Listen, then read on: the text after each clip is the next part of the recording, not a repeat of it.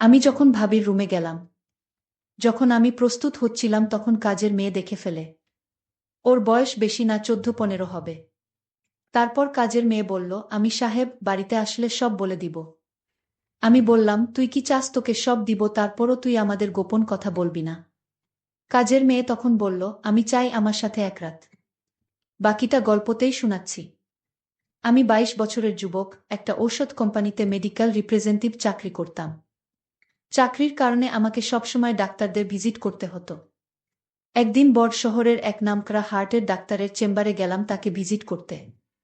Doctor এক রোগীকে দেখতে ছিল, আমি সেখানে বসে অপেক্ষা করতে লাগলাম। আমি বসে ডাক্তারের সহযোগীর সাথে গল্প করতে লাগলাম। তখন প্রায় রাত 9টা বাজে। এমন সময় এক সুন্দরী মহিলার সাথে একটা 16 বছরের মেয়েকে নিয়ে ঢুকতে দেখতে পেলাম। পরে জানতে পারলাম মেয়েটি মহিলার কাজের মেয়ে। মহিলার বয়স 25 হবে। দেখতে অনেক লম্বা আর অনেক সুন্দরী, যে কোনো ছেলে দেখলে তার প্রতি দুর্বল হয়ে পড়বে। আমি তার দিকে চেয়ে রইলাম। সে একটা হাতা কাটা চিকেন কাপড়ের জামা পরেছে।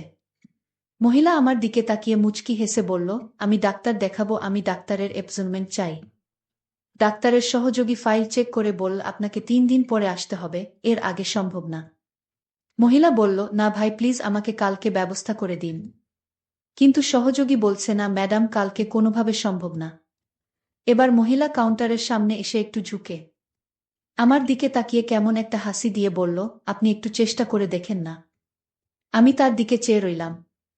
আমি ভাবলাম এর সাথে খাতির হলে মনে হয় কিছু লাভ হবে। আমি বললাম, আপনি একটু বসেন, ডাক্তার ফ্রি হলে আমি আলাপ করে দেখছি। কিছুক্ষণ পর ডাক্তার ফ্রি হলে আমি তার রুমে গিয়ে বললাম, আমার এক পরিচিত রোগী আছে, আপনাকে কাল একটু সময় দিতে হবে।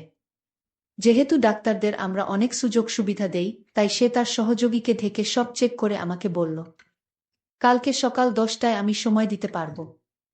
আমি এসে মহিলাকে বললাম সকাল 10টায় সে আসতে পারবে কিনা। সে রাজি হলো এবং আমাকে অনেক ধন্যবাদ দিল। আমিও তার সাথে চেম্বার থেকে বের হয়ে এলাম। তাকে বললাম, ডাক্তার সাহেবকে বলেছি আপনি আমার পরিচিত, তাই সে রাজি হয়েছে। সে বলল, তাহলে কালকে আমার জন্য আপনাকে আবার আসতে হবে। আমি বললাম, এতে কোনো সমস্যা নেই, আপনার মতো সুন্দরী মহিলাকে সাহায্য করতে পেরে ভাল লাগছে। তার চেহারায় একটা হাসি দেখলাম। আমি বললাম, আমার নাম হামিদ। সে বলল, তার নাম রুবিনা। সে বিবাহিত, তার স্বামী সিঙ্গাপুর থাকে, সেও 15 দিনের ভিতর সেখানে চলে যাবে। সবকিছু রেডি হয়ে গেছে। এখানে সে আর তার শ্বশুর শাশুড়ি থাকে। আমরা আলাপ করতে করতে হাঁটতে লাগলাম। সে বলল, আমার বাসায় চলেন, এক কাপ চা খেয়ে আসবেন। আমি বললাম, আর একদিন যাব। কিন্তু রুবিনা অনেক অনুরোধ করল, এরপর আমি রাজি হলাম। তারা দুজন একটা রিকশায় উঠল। আমি আমার হোন্ডা নিয়ে তাদের পিছু পিছু গেলাম। তাদের বাসায় যেয়ে তার শ্বশুর শাশুড়ির সাথে আমার আলাপ করিয়ে দিল। তারা আমাকে অনেক ধন্যবাদ দিল তাদের বুকে সাহায্য করার জন্য। এরপর আমাকে চা দিল। আমি চা খেয়ে বিদায় নেওয়ার জন্য রেডি হলাম। তখন রুবিনা বলল, হামিদ, যদি কিছু মনে না করেন একটা অনুরোধ করব। আমি বললাম, আমাকে আপনি না বলে তুমি করে বলবেন। আমি বয়সে আপনার ছোট হব। আর আপনি কিছু মনে না করলে আপনাকে ভাবি বলে থাকতে পারি। রুবিনা রাজি হল। এরপর বলল, হামিদ, কালকে আমার শ্বশুর শাশুড়ি আমার ননদের বাড়ি যাবে, তাই কাজের মেয়েটা বাসায় রেখে আমাকে যেতে হবে। তোমার যদি কোনো অসুবিধা না হয় তবে আমাকে সকালে এসে ডাক্তারের কাছে নিয়ে যাবে। আমি মনে মনে অনেক খুশি হলাম। আমি বললাম, ঠিক আছে, আমি সকাল 10টার সময় চলে আসব। এরপর বিদায় নিয়ে চলে আসলাম। আমি খুশি মনে বাসায় ফিরে আসলাম। আসলে এখানে এত স্মার্ট মেয়েরা থাকতে পারে আমার কল্পনা ছিল না। আমি সবসময় তা ফলো করে বেড়াই। আমি বাসায় এসে খাওয়া দাওয়া করে রুবিনা ভাবির কথা ভেবে শান্ত হলাম। আর কালকে সকালের জন্য অধীর আগ্রহে অপেক্ষা করতে লাগলাম। পরের দিন সকাল 8টায় ঘুম থেকে উঠে আমি রেডি হয়ে রুবিনা ভাবির বাসায় চলে গেলাম। গিয়ে দেখলাম রুবিনা ভাবি রেডি, আর তার শ্বশুর শাশুড়ি রেডি হচ্ছে মেয়ের বাড়ি যাওয়ার জন্য। আমি আমার হোন্ডার পিছে রুবিনা ভাবিকে নিয়ে চললাম, তারপর বাসার সামনে হাজির হলাম। আমি একটু লজ্জা পেলাম, জানি না রুবিনা ভাবি কি ভাবছে আমার সম্পর্কে। আমার কেন জানি মনে হল রুবিনা ভাবি ইচ্ছাকৃতভাবে আমার মোটরসাইকেলে উঠছে। এভাবে চলতে চলতে প্রায় আধা ঘন্টা লেগেছিল। ডাক্তার সাহেব তখনও আসে নাই। তাই ভাবি ওয়েটিং রুমে বসে অপেক্ষা করতে লাগল। আমিও ভাবির সাথে একটু দূরে বসে গল্প করতে লাগলাম। আমি বারবার ভাবির দিকে তাকাচ্ছিলাম। ভাবি ব্যাপারটা বুঝে মুচকি মুচকি হাসতে লাগল। কিছুক্ষণ পর ডাক্তার সাহেব এসে ভাবিকে দেখল। ডাক্তারের কাজ শেষ হলে আমি আবার ভাবিকে হোন্ডায় চড়িয়ে বাসায় নিয়ে গেলাম। বাসার কাছাকাছি আসতেই রুবিনা ভাবি আমার হোন্ডা থেকে নেমে পড়ল। বাসায় এসে দেখলাম তার শ্বশুর শাশুড়ি চলে গেছে। কাজের মেয়ে একা বাসায়। ভাবি আমাকে বসতে বলে কাজের মেয়েকে নিয়ে ভিতরে গেল। একটু পর ভাবি বলল, আমার ল্যাপটপ কালকে রাতে হঠাৎ হ্যাং হয়ে আছে। তুমি কি দেখবে, কি সমস্যা? আমি বললাম, ঠিক আছে ভাবি, কোথায় নিয়ে আসেন? রুবিনা ভাবি বলল, আমার বেডরুমে আছে, তুমি আস। আমাকে বেডরুমে নিয়ে তার ল্যাপটপ দিয়ে বলল, তুমি দেখ, আমি একটু কাজ করে আসছি। কাজের মেয়েকে বলল আমাকে চা দিতে। আমি ল্যাপটপ নিয়ে স্ক্যান করে ভাইরাস মুক্ত করে দিলাম।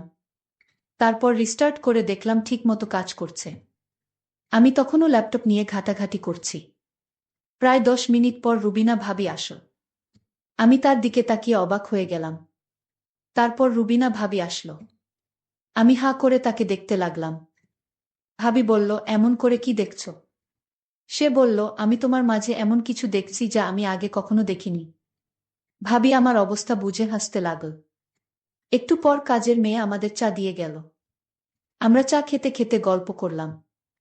রুবিনা ভাবি অনবরত হাসতে লাগল। আমি ল্যাপটপ ঠিক করে ভাবিকে দেখানোর জন্য একটা মুভি চালু করলাম। আর সাথে সাথে একটা বাজে ছবি চালু হলো। আমি কি করব বুঝতে না পেরে ভাবির দিকে তাকালাম। রুবিনা ভাবি হাসতে লাগল। হাসতে হাসতে বলল, দেখ হামিদ, আমি প্রায় 1 বছর হলো একা একা থাকি। আমারও তো কিছু পেতে ইচ্ছে করে। কালকে তোমাকে ডাক্তারের চেম্বারে দেখে আমার ভিতরে কেমন জানি করছে। তোমাকে নিয়ে আমার মনের ভিতর একটা আশা জাগল। আমি ল্যাপটপ বন্ধ করে উঠে দাঁড়ালাম। রুবিনা ভাবি হেসে উঠে গিয়ে রুমের দরজা বন্ধ করে দিল। রুবিনা ভাবি দরজা বন্ধ করে আমার সামনে আসলো। এমন সময় হঠাৎ করেই দরজার বাহির থেকে 16 বছরের কাজের মেয়েটা নখ দিয়ে ডাক দিল। আমি মনে মনে বললাম, আসার আর সময় পেলি না। রুবিনা ভাবিকে কাজের মেয়ে বলল, আপনি ওনাকে নিয়ে এখানে কি করছেন? রুবিনা ভাবি বলল, আমি যা খুশি তাই করছি। তোর তো সাহস কম না, আমি এখানে কি করছি তাই তুই জিজ্ঞেস করলি আমারে? কাজের মেয়ে বলল, ম্যাডাম, আমি তো খারাপ কিছু বলি নাই। ম্যাডাম বলল, তুই এখন যা, তোর রুমে গিয়ে ঘুমা। কাজের মেয়ে তখন বলল, ঠিক আছে ম্যাডাম, আমি যাব, কিন্তু আপনারা যা করছেন তা কিন্তু মোটেই ভালো না। সাহেব বাড়িতে আসলে আমি সব বলে দিব। কাজের মেয়ের মুখে এইসব কথা শুনে আমার মেজাজটা এত খারাপ হলো। আমি বললাম, এই ছোট লোক, আমি এখানে কি করছি যে তুই আমার স্বামীকে বলবে? ম্যাডাম, আপনি তো ভালো করে জানেন কি করতে চাইছেন। বাহিরের একটা লোক রাতের বেলায় কারো বাসায় এভাবে থাকতে পারে? আমি বললাম, তুই কাল থেকে এই বাসায় আসবি না। আমি তোর চেহারা দেখতে চাই না। তুই দিন দিন বড় পাকামি করছিস। ঠিক আছে ম্যাডাম, আপনার মতো খারাপ ম্যাডামের বাসায় কাজ করার ইচ্ছাও আমার নাই। তবে ম্যাডাম, আপনি মনে রাখেন আজকের দিনের কথা। আজকে আপনি কি করতে চাইছিলেন তা কিন্তু আমি ভুলব না, আর বলেও দিব। আমি কাজের মেয়েকে বললাম, এইগুলো আমার স্বামী কখনো বিশ্বাস করবে না। কাজের মেয়েটি তখন বলল, বিশ্বাস কিভাবে করাতে হয় তা আমার জানা আছে। কাজের মেয়েটি তখন বলল, আমার মোবাইলে সব রেকর্ড করা আছে। একটা অচেনা ছেলে আপনার রুমের ভিতর কি করে সেটা আজ বাচ্চা ছেলেও বুঝবে। কাজের মেয়েটা এত পাকা পাকা কথা জানে আমি জানতাম না। আর তাছাড়া তার মাথায় প্রচণ্ড বুদ্ধি আছে। আমি এখন কি করবা বুঝতেছি না।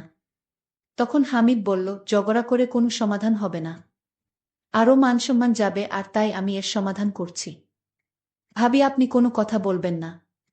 আমি কাজের মেয়েটিকে জিজ্ঞেস করলাম, আচ্ছা তুমি কি চাও এর বিনিময়ে? কাজের মেয়েটি বলল, আমি কিছু চাই না, আমার টাকা পয়সার কোনো লোভ নেই। আচ্ছা তাহলে কি করলে তোমার মুখটা বন্ধ রাখবে, আমাদের কথা কাউকে বলবে না? কাজের মেয়েটি বলল, একটা জিনিস আছে, যদি দেন তাহলে আমি কাউকে বলবো না। আমি বললাম, এই তো কাজের মেয়েটি অনেক লক্ষ্মী আছে, ঠিক আছে বলো তোমার কি জিনিস চাই। কাজের মেয়েটি তখন বলল, আপনি ভাবির সাথে যা করতে চেয়েছিলেন আমিও তা চাই। কাজের মেয়ের মুখে এমন কথা শুনে আমার কলিজাটা কেঁপে উঠল।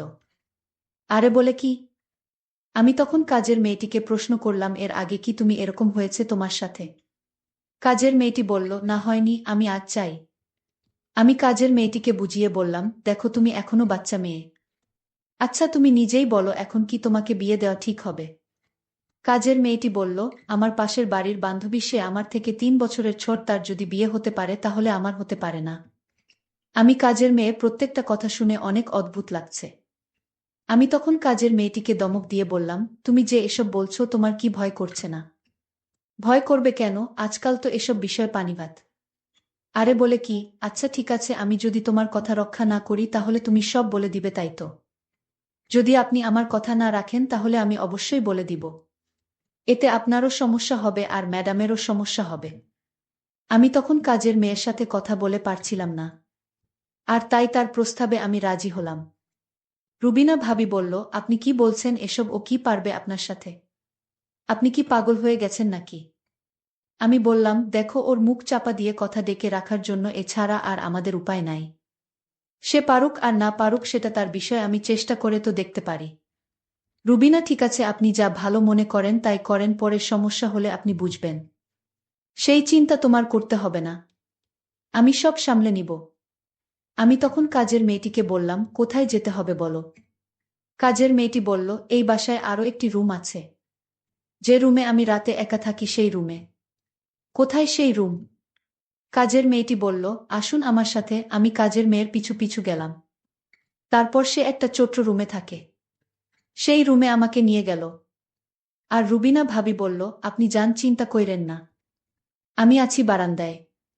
আমি রুবিনা ভাবিকে বললাম, ঠিক আছে, আপনি বারান্দায় থাকেন। তারপর কাজের মেয়ের রুমে ঢুকলাম। কাজের মেয়ে বলল, আপনি অনেক সুন্দর দেখতে। আমি বললাম, তাই? কাজের মেয়েটি তখন দরজাটা লক করে দিল। আমি হামিদকে বললাম, দেখুন, আমি দরজাটা নক করে ঠিক করিনি। সে বলল, উত্তম কাজ করেছ। কাজের মেয়েটি তখন বলল, আপনার সাথে হওয়ার আগে আপনি আমার হাতের তৈরি করা চা খাবেন না? সে বলল, চা খেলে মোট ভালো থাকে, তুমি চা বানালে আমি অনেক খুশি। আর চাটা খেয়ে নিলে ভালোই হবে। আমি হামিদের জন্য চা বানালাম। আমি হামিদকে চা হাতে তুলে দিলাম। হামিদ বলল, তুমি চা খাবে না? আমি বললাম, আমি চা খাই না। আপনি খান, আমার চায়ের প্রশংসা সবাই করে, আপনিও করবেন আশা করি। তারপর আমি চা খেতে শুরু করলাম। আর কাজের মেয়েটি আমার দিকে অন্যরকম দৃষ্টিতে তাকিয়ে রয়েছে। আমি চা খেতেই আমার বুকের ভিতরটা মনে হচ্ছিল পুড়ে যাচ্ছেছ। আমি ভাবছি হয়তো গরম চা এমনি হতে পারে। কাজের মেয়েটির হাতে আরও একটি চা দেখতে পেলাম। আর সেই চা ম্যাডামকে দিয়ে আসলো। কাজের মেয়েটি যখন চা নিয়ে ঘর থেকে বাহির হলো তখন আমি বুকের জ্বালা পুরায় ছটফট করতেছিলাম। ম্যাডামের কাছে চা নিয়ে যেতেই বলল, হয়েছে তোর কাজ? আমি বললাম, না ম্যাডাম, এখনো শুরু করিনি। আমি বললাম, দে চা, দিয়ে তাড়াতাড়ি যা। এইদিকে ম্যাডাম চা খেতে শুরু করল। আমি আমার রুমে গিয়ে দেখি হামিদ চা খেয়ে মরে পড়ে আছে। আমি এটাই চেয়েছিলাম। আমি কাউকে খারাপ কাজ করতে দিতে পারিনি। যে কাজ আল্লাহ পছন্দ করে না, আমি সেই কাজ করার আগেই আমি দুজনকেই শেষ করে দিয়েছি। আমার মনের ভিতর খারাপ উদ্দেশ্য ছিল না। আমার উদ্দেশ্য ছিল এই দুই শয়তানকে শেষ করার। বন্ধুরা, আজকের গল্পটি কেমন লাগলো তা অবশ্যই কমেন্ট করে জানাবেন। আর এরকম নতুন নতুন গল্প পেতে আমার চ্যানেলটিকে সাবস্ক্রাইব করে পাশে থাকবেন। ধন্যবাদ।